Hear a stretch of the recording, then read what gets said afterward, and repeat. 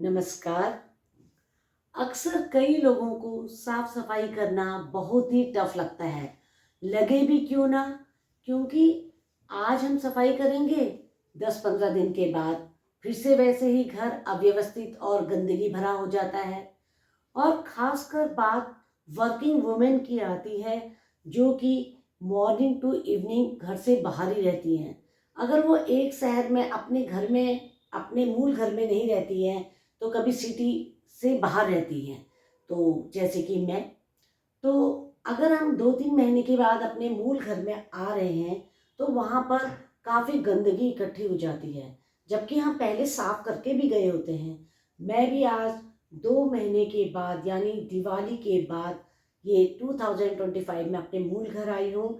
यहाँ first floor, इसमें कोई रहता नहीं है। फर्स्ट फ्लोर में काफ़ी धूल मिट्टी हो चुकी है, तो उसकी सफाई जो मैंने करी, वो मैंने 2 घंटे के अंदर, मात्र 2 घंटे के अंदर सफाई करी। और किस टिप्स और ट्रिक्स से सिंक, मिरर, किचन और 3 कमरे और लॉबी को मैंने साफ करके चमकाया, चलिए देखते हैं इसी ब्लॉग में झट से चमाचम साफ सफाई।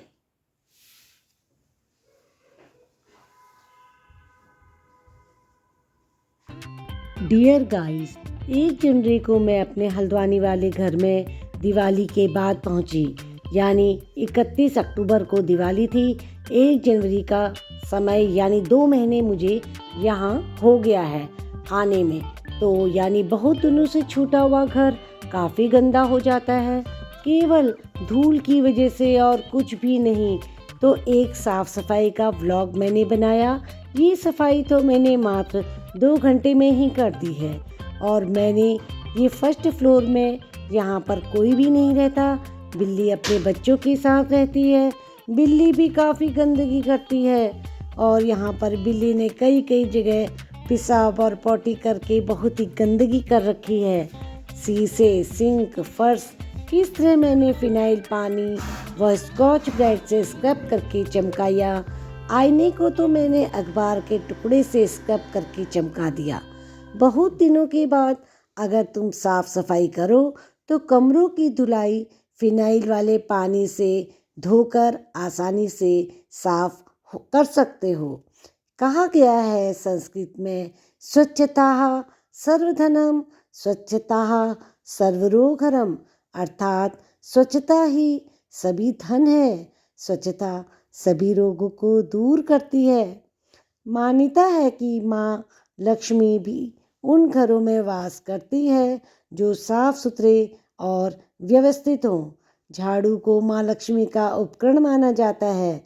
झाड़ू स्वच्छता का प्रतीक तो है ही, इसका संबंध शुक्र ग्रह से है। यहाँ पर मैंने फिनाइल के पानी से तीनों कमरों के फर्श को अच्छी तरह से धो लिया है। और धोने के बाद जो उसका गंदा पानी है, वो डस्ट ट्रे में निकाल कर अलग से बाल्टी में इकट्ठा कर लिया है। आपको मैं यहाँ पर दिखाऊंगी कि तीनों कमरों को साफ करने के बाद यहाँ मेरा कितना गंदा पानी इकट्ठा हुआ है। गाइस, ऐसा नहीं कि घर में अगर कोई रहेगा तभी गंदा होता है। घर धूल मिट्टी किसी से भी गंदा हो जाता है। और यहाँ देखिए मैं कितना स्क्रब कर रही हूँ, ये जिद्दी दाग इस पानी से भी नहीं धुल रहा है। चलो अब मैं इसको किसी और चीज़ से ट्राई करूँगी। अब यहाँ पर मैंने एक थोड़ा सा पुराना कपड़ा लेकर रगड़ने की कोशिश करी। मैंने देखा इससे तो ये जिद्दी दाग बिल्कुल भी नहीं छूटा।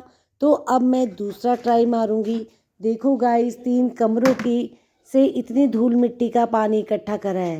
अब मैं यहाँ पर किचन की सफाई कर रही हूँ।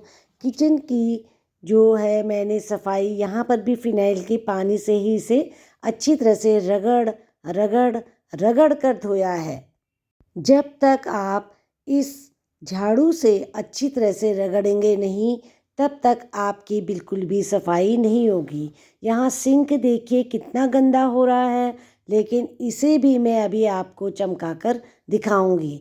इसी झाड़ू से मैंने जालियाँ भी निकाल दी हैं, और इस सिंक की गंदगी को आपको चमकता हुआ दिखाऊंगी। अरे, इस डोरी को तो मैं सांप समझ बैठी थी, और वैसे मुझे पता है सांप नहीं काटते हैं जब तक हम उन्हें छेड़े नहीं। अब देखिए, यहाँ बिल्ली ने चूहा भी मारा है।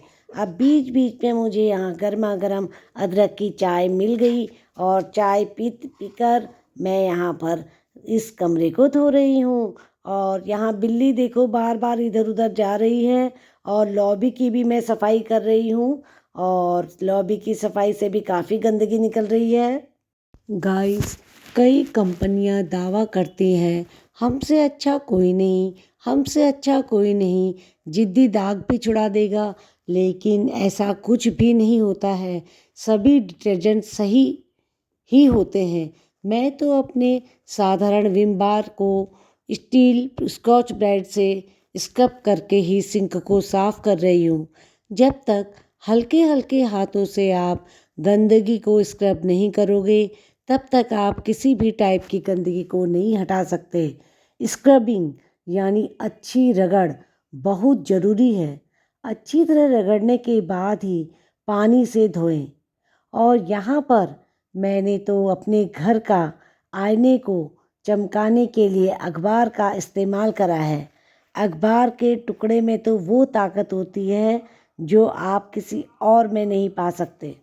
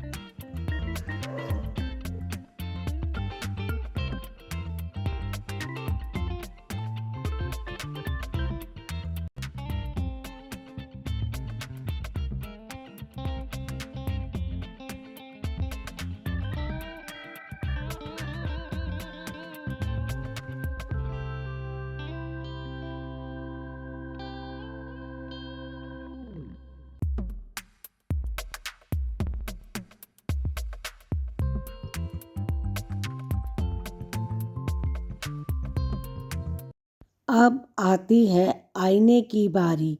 आईने में दाग धब्बे तो लग ही जाते हैं। ये पानी से भी साफ़ करने में साफ़ नहीं होंगे। लेकिन अगर आप एक अखबार लें, अखबार का छोटा सा टुकड़े को हल्का सा गीला कर लें, फिर इसके ऊपर वाइप करें।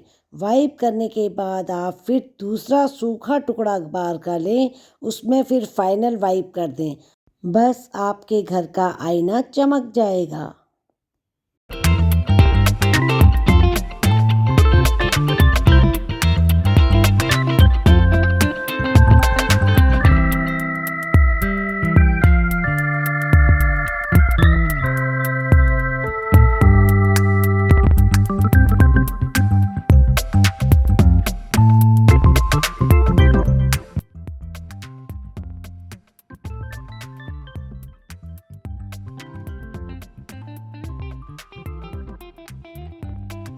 लीजिए गाइस, चमका दिया ना मैंने किचन का सिंक भी।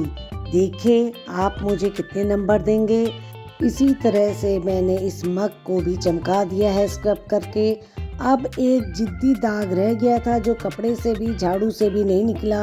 इसे मैंने विम बार और स्टील के स्कॉच ब्राइट से स्क्रब करा तो ये भी निकल गया। ऐसा प्रतीत हो रहा है किटन भी देख रही है सफाई।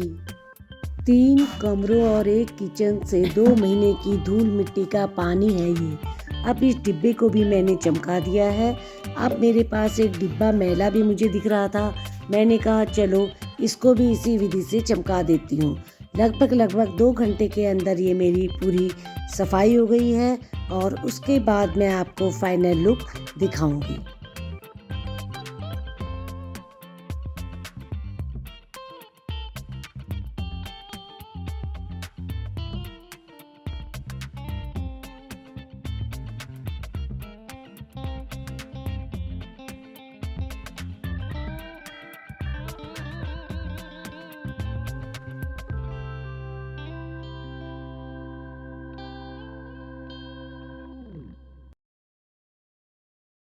ये है गाइस मेरे फर्स्ट फ्लोर का फाइनल लुक, जो कि मैंने 2 घंटे से भी पहले यहाँ सफाई करी है। और किस तरह से करी है, कितनी आसान विधि से करी है।